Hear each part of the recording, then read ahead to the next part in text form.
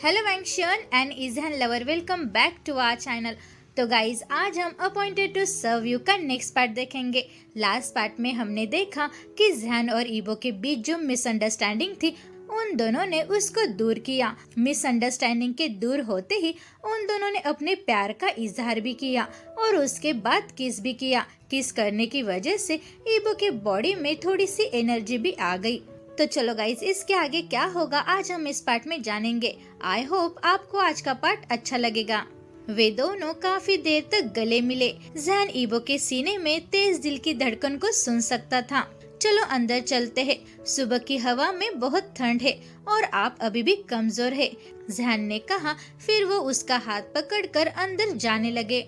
Lord ईबो ने जहन का पीछा किया। उसकी आंखें चमक रही थी और वो बिना किसी हिचकिचाहट के जहन को देख रहा था।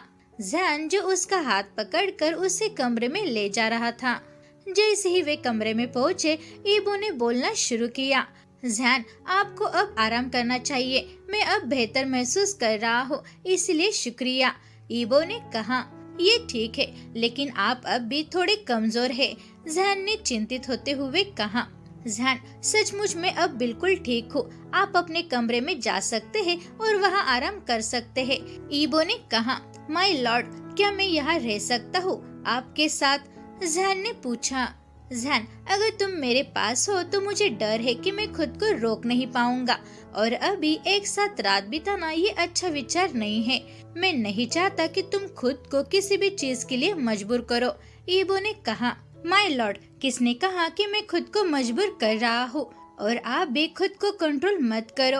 आप मेरे पति है और आप अभी भी कमजोर है, इसलिए यदि आपको इसकी जरूरत है तो मैं हमेशा आपकी हेल्प करने के लिए तैयार हूँ, जहन ने मुस्कुराते हुए कहा। जहन ईबो के पास आया। उन दोनों की नजरें मिली। वे दोनों एक दूसरे की आंखों में चमक देख सकते हैं। फिर जहन उससे किस करने लगा। फिर ईबो ने भी उसकी कमर को पकड़ लिया और उसे अपने पास खींच लिया। वे दोनों एक दूसरे को पैशनेटली किस कर रहे थे।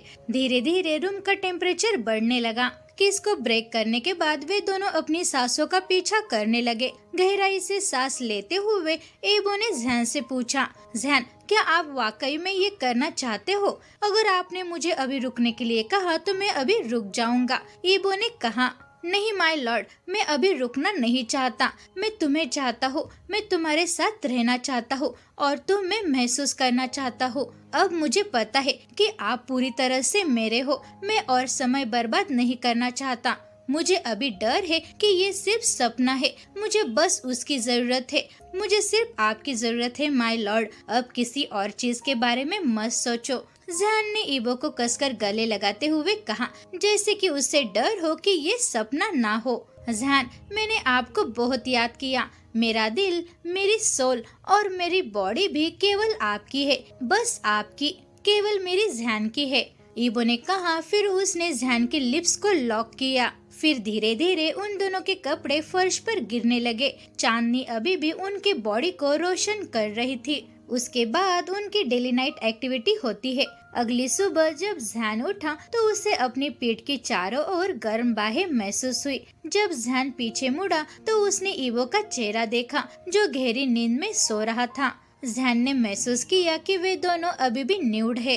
कल रात जो भी हुआ उसे याद करके जहन शर्मा गया और घबराकर उठने की कोशिश करने लगा, लेकिन ईबो ने उसे रोक दिया। क्या हुआ जहन, क्या आप ठीक हैं? ईबो ने पूछा। मैं ठीक हूँ माय लॉर्ड। मुझे खुशी है कि हमारे दोनों के बीच जो कुछ भी हुआ वो सपना नहीं था, बल्कि सच था। लेकिन अब मुझे नहाना होगा, जहन ने कहा। ये कहने के बाद शर्मिंदा होकर जहन उठ गया, लेकिन ईबो ने उसे रोक लिया और उसे अपनी बाहों में पकड़ लिया। एक पल में ही दोनों गर्म पानी के बाथटब में थे। ये ईबो ने अपनी पावर से किया था, इसलिए जहन शॉक हो गया। ऐसा लगता है जैसे आप अब बेहतर महसूस कर रहे हैं। मुझे खुशी हुई कि मैं आपकी हेल्प कर सका, जहन ने मुस्कुराते हुए कहा। इससे पहले कि जहन कुछ और बोलता, ईबो ने उसके लिप्स को पकड़ लिया और धीरे धीरे वे दोनों किस करने लगे। ये किस फिर से हॉट होने लगा। एक बार जब उन्हें महसूस हुआ कि उन्हें सांस लेने की जरूरत है तो वे धीरे धीरे अलग हो गए। जैन, मेरी हेल्प करने के लिए शुक्रिया, लेकिन मुझे लगता है कि अगर हम दोनों ने इसी तरह से जारी रखा तो हम लंबे समय तक इस बाथटब से बाहर नहीं निकल पाएंगे। ईबो ने मुस्कुराते हुए और चिढ़ाते हुए कहा। ईबो की बात सुनकर जैन का फेस टमाटर जैसे रेड हो गया। जैन, अगर मैं थोड़ी देर भी यहाँ रुका तो मैं खुद को रोक नहीं पाऊंगा, इसलिए अब मैं जाता हूँ। वैसे भी मेरा नहाना कंप्लीट हो गया है और तुम थोड़ी देर तक गर्म पानी में आराम करो। मैं ब्रेकफास्ट के लिए आपका इंतजार करूंगा, ईबो ने मुस्कुराते हुए कहा और फिर वॉशरूम का डोर ओपन करके बाहर चला गया। जैन अभी भी थोड़ा सा शॉक में था। उसे अभी भी ये सब एक सपने का हिस्सा लग रहा था, लेकिन अपने बॉडी पर हर जगह लव बाइट्स देख के उसे यकीन था कि ये सब सच है। मुस्कुराते हुए और अपनी खुशी को कंट्रोल करने की कोशिश करते हुए जैन ने बाथटब में थोड़ी देर आराम किया। फिर कपड़े बदल कर और अच्छे से तैयार होकर वो बड़े डाइनिंग एरिया की ओर चलने लगा। गुड मॉर्निंग मिसेस चोई। जब जैन ने मिसेस चोई को देखा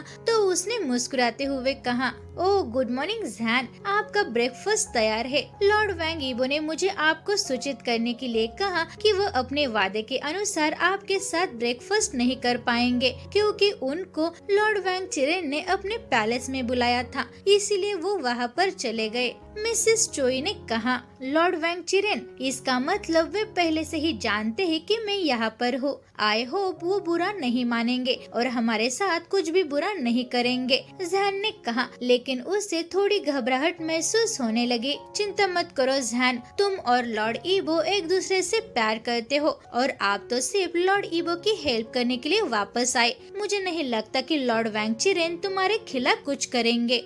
हम आपके वापसी के लिए हर दिन प्रे करते थे, मिसेस चोई ने कहा। आई होप इस सब से मुझे परेशानी नहीं होगी। और ये बात मैं कैसे भूल गया कि अब माय लॉर्ड भी मेरे साथ है और हम दोनों अब एक दूसरे से प्यार करते हैं और हमेशा एक दूसरे के साथ रहेंगे, जैन ने कहा। मास्टर जैन, मुझे ये जानकर बहुत खुशी हुई कि आप एक दूसरे को बेहतर तरीके से समझ रहे हो।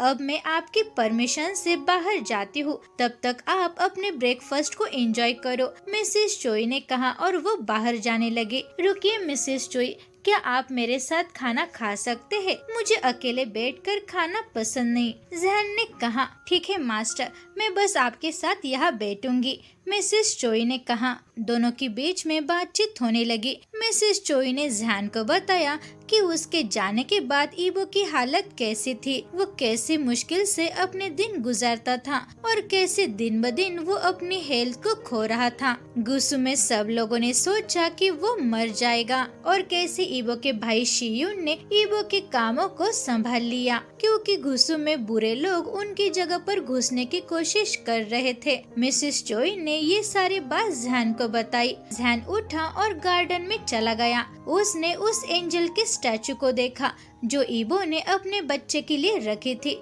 जैन फिर से उसके पास गया और उसके पास बैठ गया। व्हाइट पेओनिस के गार्डन के बीचों बीच ईबो ने अपने बच्चे के लिए यादगार जगह बनाई। ये जगह देखते ही जैन को अपने बच्चे के लिए दुख हुआ। वो सारे पेन उसकी आंखों के सामने आने लगे। अपना बेबी हर समय ईबो के साथ था, ये जानकर जैन को थोड़ी सी राहत महसूस हुई। हेलो जैन, उसी समय उसके जैसे ही एक आवाज उसके पीछे से सुनाई दी।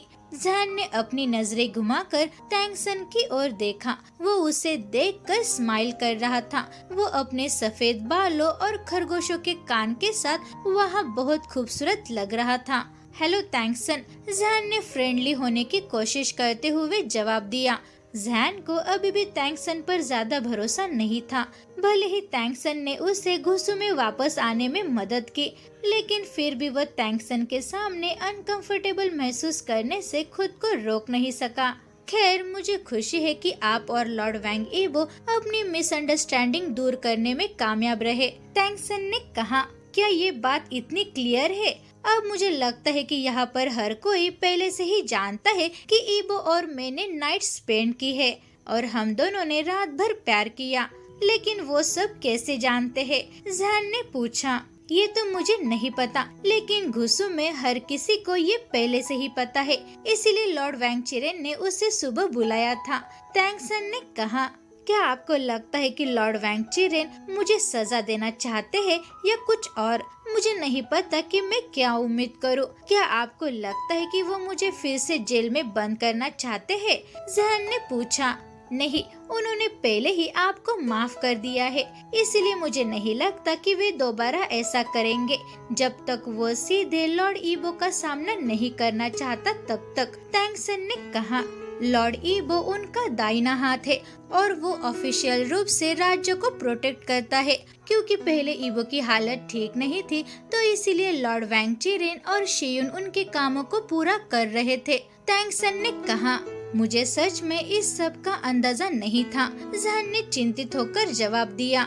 इस प्लेस पर कभी कभी डेमॉन्स द्वारा हमला किया जाता है, लेकिन आमतौर पर वो ज्यादा मजबूत नहीं होते, इसलिए वे हमसे हार जाते हैं। अब जो कुछ भी हुआ और आपने जो कुछ भी झेला, मुझे पता है कि ये पर्याप्त नहीं है, लेकिन इस जीवन में मैं ये कभी भी नहीं भूलूंगा। हमारे लिए आप दोनों ने जो कुछ भी किया इस जीवन में, मैं उसे कभी नहीं भूलूंगा। इसलिए मैं चाहता हूँ कि आप ये जाने कि मैं हमेशा आपकी हेल्प करने के लिए यहाँ मौजूद रहूंगा और ध्यान मैं आपको प्रोटेक्ट भी करूंगा। तैंग सन ने कहा। शुक्रिया तैंग सन, मुझे नहीं पता कि क्या कहूँ। मुझे तुम पर भरोसा नहीं था, लेकिन मुझे लगता है कि अब हम दोनों दोस्त बनना शुरू कर सकते हैं, जैन ने कहा। फिर जैन और तैंग सन ने एक दूसरे का दोस्त बनने के लिए मुस्कुराते हुए अपना हाथ मिलाया। ईबो और शियुन जैन और तैंग सन की ओर चलते हुए गार्डन में पहुँचे।